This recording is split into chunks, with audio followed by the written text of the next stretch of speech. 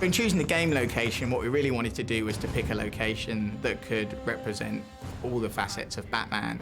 Some of the books, some of the comics, they actually put Arkham Asylum on an island, and we thought that would be absolutely fantastic for our game as a whole. You can see Gotham in the horizon, I mean the city skyline, but the entire part of the game is based in the Arkham Asylum.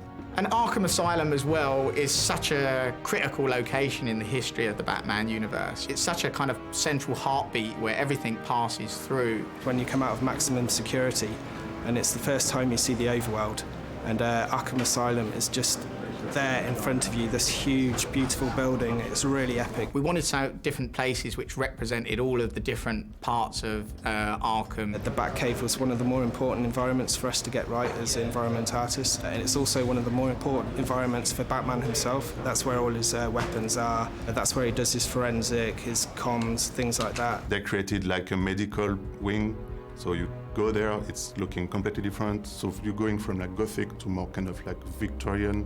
And then areas like the gardens, which kind of represent more the hope of Arkham. So you have this lovely balance throughout the environment.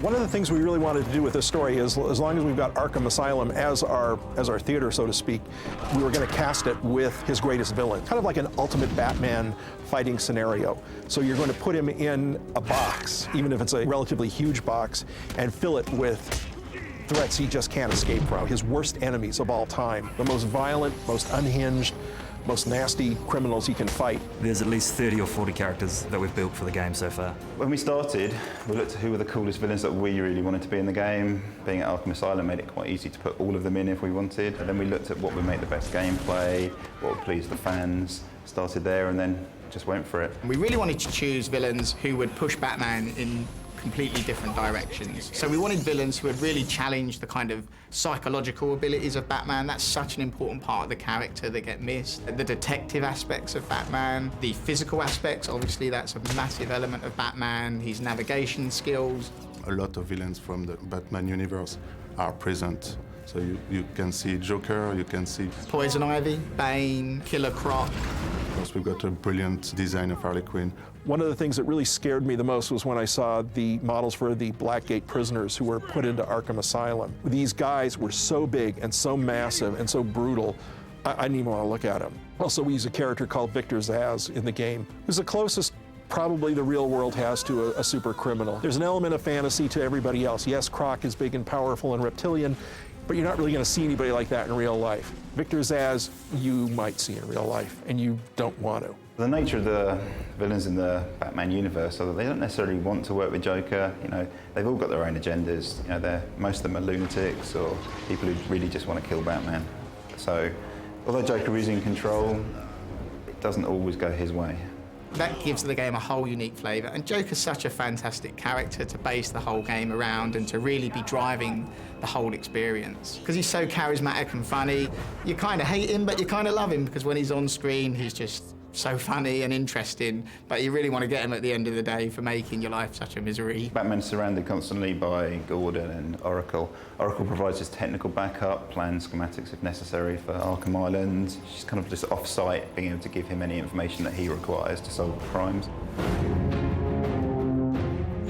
We've got two distinct kind of gameplay modes, and we want to achieve, with one of them, we really want to achieve a feeling that you're creating fear in the enemies, that you're really having an emotional impact on them, that they're reacting to the fact that they can't see you and you're Batman and you really are picking them off and kind of playing with them. The other kind of aspect that we work on for the AI is the combat side of things. Lots of people coming at you and you feeling like you're just batting them around, you know, you're dancing around, you're jumping over them, you're really dealing with this huge multitude of people that are coming at you, and that it doesn't feel like they're holding back on you.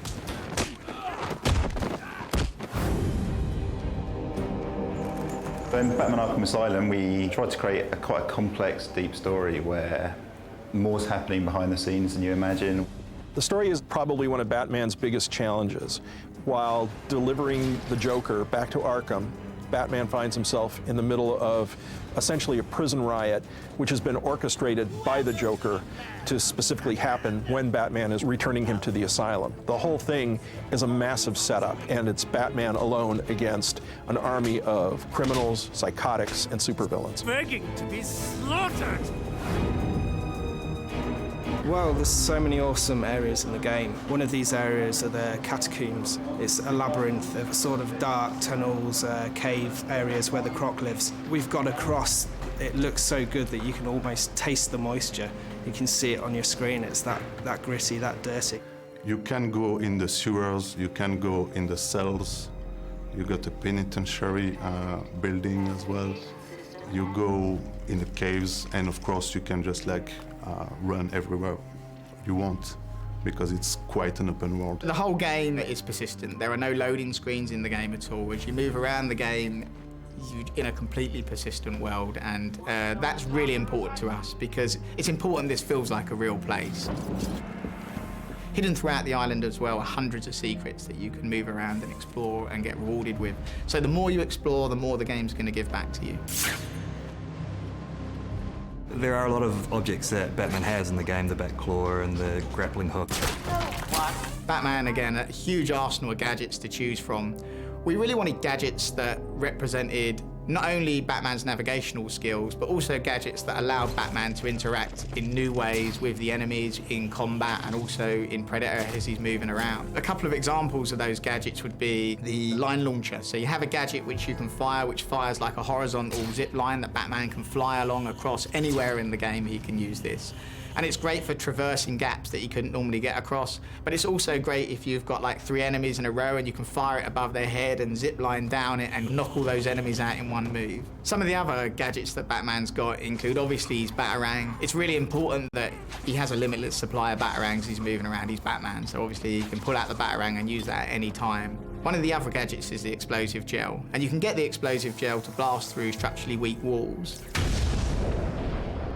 But even better than that, he can lay traps, so he'll put this explosive gel on the walls, the floors, the ceilings, wait until the guys come along, and then he'll set it off, and all the shrapnel from the blowing up wall takes them out, and it's really satisfying to do stuff like that. It's great fun.